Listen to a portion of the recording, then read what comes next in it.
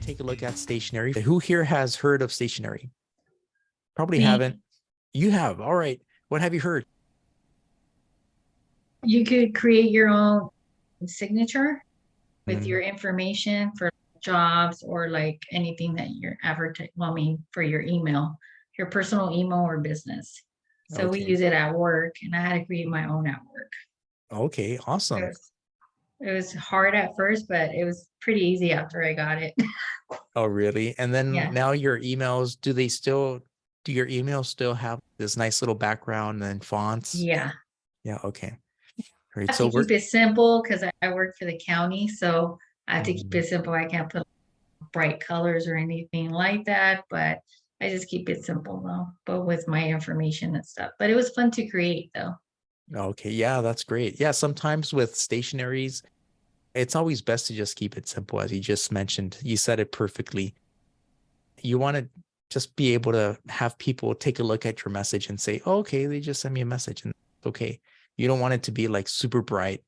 With some of the stationaries that they have available, you're going to see that some of them get busy. But we're going to take a look at stationery today. And we're also going to take a look at signatures. And I hope that we have enough time for attachments. So that's what's in store for today. And let's see. So I have my Outlook opened, and this is my Outlook. So as you can see, this is one of the latest versions of Outlook. And you're going to see that it looks very similar to the version that we just talked about, the one that's on the browser. But you have this look, you have a very minimalized ribbon, and you could actually change the way that the ribbon looks. There you go. My ribbon was minimalized. And so by minimalized, I mean that like whenever I click away, it just tucks up and I can't really see it. I only get very few tools available to work with. So in order to change that view, I would have to click on the tab itself. And then here on the very bottom, there's this nice little downward triangle icon. And you could click on that and make sure that you have the full screen mode. And once you click always show ribbon, it's always going to be on. So you have different options here. Show tabs only, that's this view, which is good for some reasons. So some people like it because it saves space on the screen. So if you have a smaller monitor, you don't have to always look at all the tools. So in essence, it saves some real estate on your monitor. But you also have full screen mode, which was that look. It just takes the entire screen. And then finally, you have always show ribbon, which is this one here, which is pretty nice because you always have view of the tools that you're going to use. As you can see, the ribbon looks very similar to previous versions. However, some things may change, the icons may change, but the general organization stays the same. So today we're going to take a look at stationery. And so in order to get to stationery, you essentially have to follow a couple of steps. You first have to go to File. So File gives you this Backstage look. By Backstage, I mean that it gives you access to the settings that kind of controls how Outlook operates. And so then you have to go to Options, which is on the lower left-hand side. And from here, you have essentially a panel that gives you access to all the settings that you need to control the way Outlook works.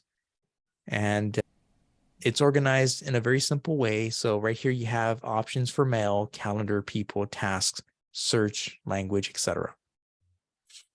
Since stationery is mainly a mail function, you're going to click on mail, and then you're going to go to stationery and fonts. You have the time, just browse through these options, and you're going to see that there's a lot of really good stuff here. So it allows you to indicate when you want sounds played, or when you want conversations cleaned up, or how do you want your replies to show. How do you save your messages? How do you send messages? So these are default settings. So if you that you want your emails to always have a certain importance level, you could change it here. And it'll be your default. Whenever you start a new message, it'll have that setting. Also, like if you wanted to include read receipts as a default, you could set it up here. We'll take a look at read receipts later in the class, but essentially a read receipt tells you when a person has read your message.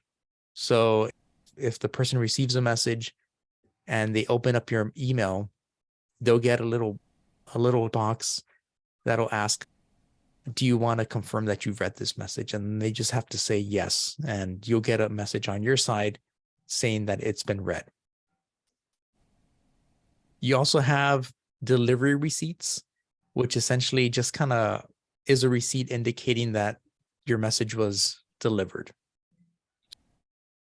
So that doesn't require an additional step from the person that receives the message, but essentially once their server says it arrived in an inbox, it'll send you a message indicating that it was received. Some people like to use delivery and read receipts. Like that, they get confirmations for delivery and the reading of an email, or you could just do one or two. So whatever you like. Usually I reserve my read receipts to those emails that are important and those emails that I really want to make sure that were received and read. So like that, at least I could say, yeah, they read my message. But all that to say that these options are kind of worth a look. So whenever you have time, just take a look at all these messages and just consider how they could make your workflow a lot easier. The whole benefit or the whole idea of working with these options is to make sure that they make your life easier and your job a lot more efficient. Okay, so let's take a look at stationery and fonts. So let's click on here, stationery and fonts, and that'll take us to this screen, which is essentially your stationery and font screen. This one is dedicated to stationery and fonts. If you click on the tab over, you have email signatures. And so all your email signature options are located here. Email signature and personal stationery, they're together. And if we take a look at personal stationery, we have this kind of organization to the screen. So we have theme. So themes are essentially a package of fonts and background colors and different settings that you could just install so that it all works together and you don't have to pick and choose your different options. If you want to pick and choose your different options, you have new mail messages. So these are options for new mail messages. And so if you click on here, it allows you to work with your different options here to change the way your new messages will look. Sometimes people like to have different looks for their new mail messages and replying or forwarding messages because that helps them track conversations.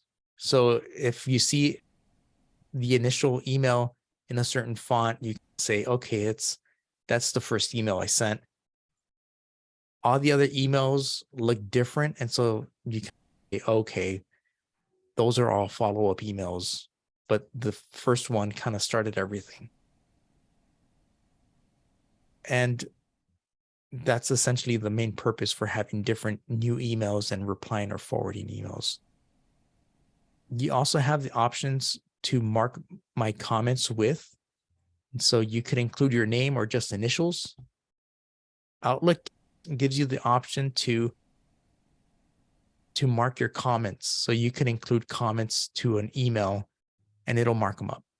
So it'll say, Roberto made a comment to this past email or something like that. It's actually pretty neat. We'll see if we could take a look at it later, but it does give you that option. And then here, composing and reading plain text messages, you have these options too. So pretty simple. Essentially, if you wanted to change any of these, you just go here, select the type of font you want, and you have all your standard fonts here. You have the option to choose colors, choose underlines. You could choose underline color, and you have options for strike through, double strike through, subscript, what have you. So all this information. Here you have additional information, which just kind of, this is too much information at times, but you could really get into the details of how how your words look. So whether you want it to be scaled, number of spacings. So it really is a location where you could dial in your fonts. You may not have to work with that as much. It really just depends. But if you do want to, you can. I wanted to just really focus on themes because this themes is a very nice way that you could choose a packet of settings to change the way your emails look. So here under themes or stationery, you have a couple of different options. So this gives you a preview of what your email is going to look like. So you have this theme, and you have all these other different themes as well. We could just briefly click through them so you can see what they look like. Some of these themes haven't changed much over the years. So if you remember working with themes 15 years ago, they're still about the same. I always recommend that people not use too busy stationary themes. So this might be a little busy. Are you able to get like a theme from somewhere else and add it? I always wondered that. I wish you could, but so far you can't. So it's not like you could download a theme and then install it, unfortunately. That would be really good because I think that would bring a little bit more creativity and more uniqueness to it. Yeah, But so far it's just these, and there's no way to install a theme. that'll be nice. Disney Yeah. will be my one. Anything Disney. Which one? The Star Wars. other Star Wars? Yeah, yeah. That'd be awesome if they had something like that'd be cool. Yeah. This is like one of those features that hasn't been really updated much. So No. maybe in the future it'll be updated. But there you go. So something like this would be super busy, be hard to read. So just kind of, you get to choose whichever one you'd like. Okay. So I could choose, I'm going to just choose this one, for example. I've seen this one used various times. You could click on OK, OK, and then OK. And let's see if that implements the change. There you go. And so now when I create my email, it's going to show up like this.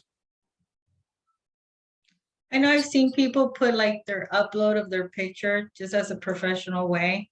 Yeah. Yeah. Yeah. Onto here, onto their Yeah. signature block.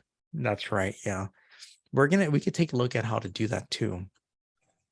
So it's actually, you could really dedicate some time to create a nice signature for yourself and then just use that. It's good to really dedicate some time on the front end to make sure you have a nice signature. So essentially that's how you work with stationery. And let's briefly take a look at signatures. And so signatures is located right here on the very top.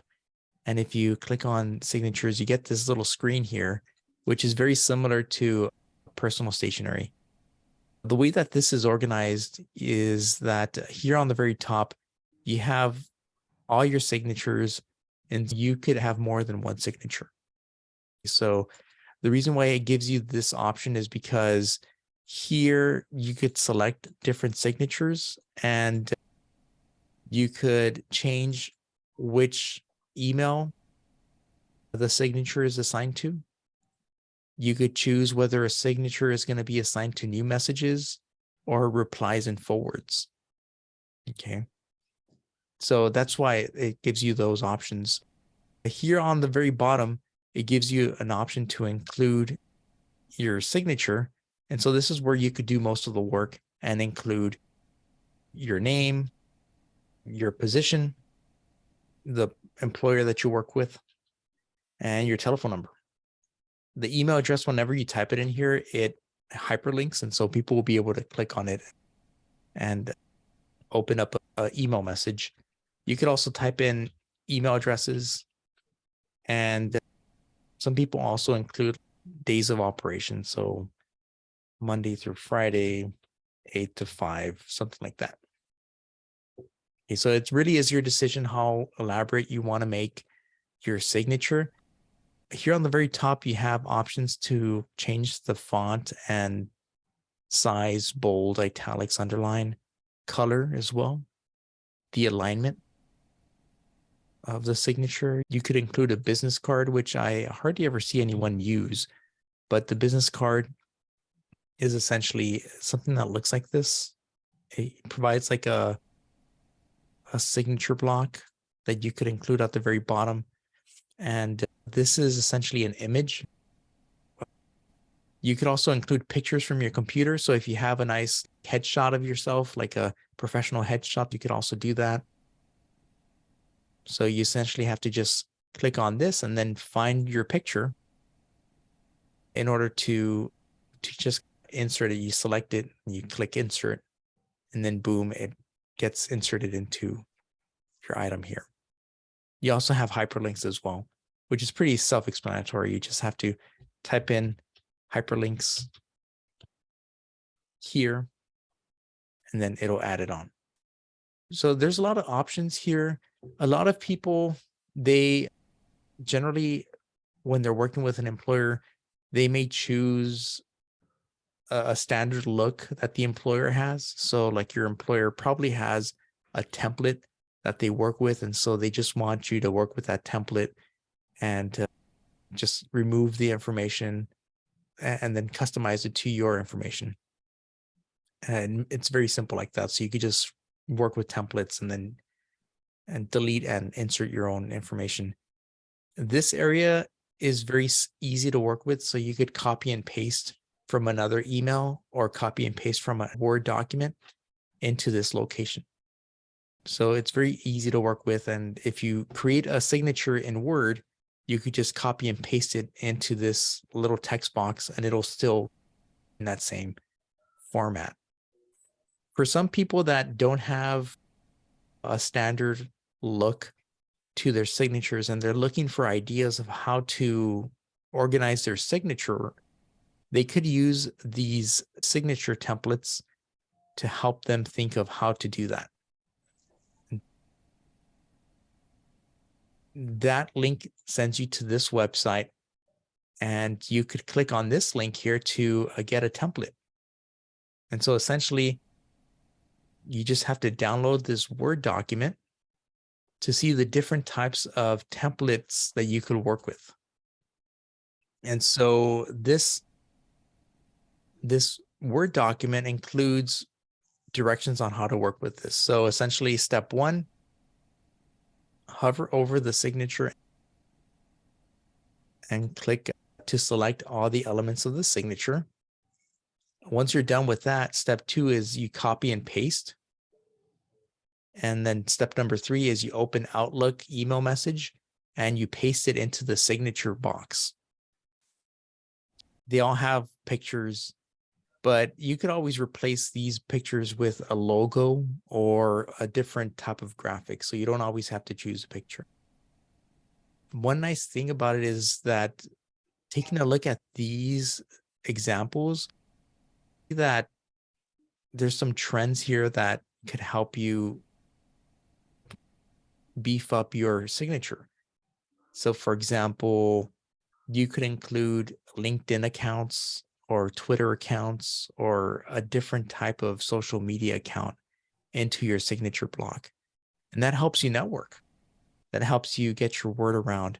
It doesn't necessarily have to be your personal LinkedIn account or Twitter account, but if your company has an account, it could be linked to that.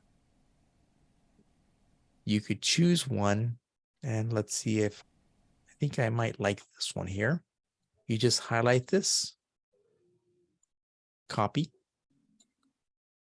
and they recommend, although you could do it in Word, they do recommend that you do it within email. And then from here, you could do things like change picture.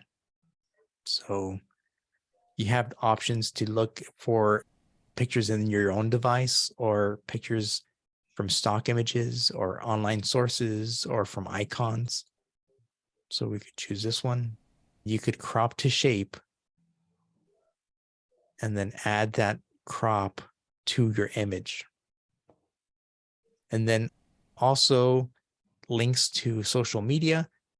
And in order to change the links for these, you just have to select, right click, edit, and then include the hyperlink that you want to connect here. And then from here, everything else is pretty much simpler. So you just have to delete and everything else here and etc. So you just go through it and just make sure that your information is correct. And then from there, you just copy, go to signature. And this is another way to access signatures. Go to signature on the bottom, and then you paste it here. And once you click out of it, it'll automatically bring in that signature block. So there's a lot that could be done with signature blocks. And the nice thing about it is that as long as you dedicate some time to it at the front end, you won't have to touch it afterwards. It just gets auto populated into your emails. Okay. Oh, okay. Once you save it, it just automatically, every time you send an email, we like that. Correct. Yeah. Now, if you change workstation, you may have to reset up your signature. Okay. But if you're sticking to the same computer, it's still going to be there. If you switch to a different computer, those settings won't transfer over.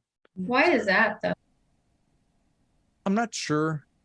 I think since some of your settings are local onto a certain computer, Uh-huh. they get lost when you take it to a different computer. It's just the networking then? I think so. Yeah. Yeah. But as long as you are able to save your signature somewhere, Mhm. you'll be able to reinstall it with relative ease. I have a question. Sure. Talking about signatures, sometimes I reply some emails from my iPhone. Is there any way to add a signature when I use my iPhone? Yes, absolutely. Yeah. And unfortunately, let me see. How can I do that? I would love to show you how to do it. It's this really nice. Let's see. What if let me see if I could figure something out. Thank you. Oh yeah, I have to. You can share screen from. You can do share screen. Yeah, I have to download Zoom onto my phone. So hopefully it doesn't take much time. Yeah, and I'll try to keep it short because we're already like over 7 o'clock. I'm sure that you have things to do. Okay, can you all see my phone? I think you all can. So let me see if I could share my screen here. See your face. Okay, there you go. All right. Can you all hear me? Yes. Okay, Yeah. good. All right, so let's see. So we're going to go ahead and go to settings. And under settings, we're going to look for mail. You go to mail. And under mail, you go to signatures. which is right here on the very bottom. And here you have the option to set up different signatures for different accounts. So as you can see right here, it has for iCloud, for Robvox Gmail. This is a different email that I have. And so you have options to change the signature block for each one. And so if you just want for this one, if I just want to include my initials, you could do it here. So you could change it per account, or if you just want to have one across the board, you could check this all accounts on the very top. So the options are yours, but essentially that's where you have to go to change it. So essentially you could work with those settings on your personal device to make sure that your signature on your iPhone is up to date. All right, everyone. So I think that's it for this week. So thank you everyone for joining us, and I hope you all have a very good week, and we'll see you next time. Sure. Okay, Thank bye you. everybody. Thank you for the class. Bye-bye. Okay. Bye-bye. All right. Bye-bye.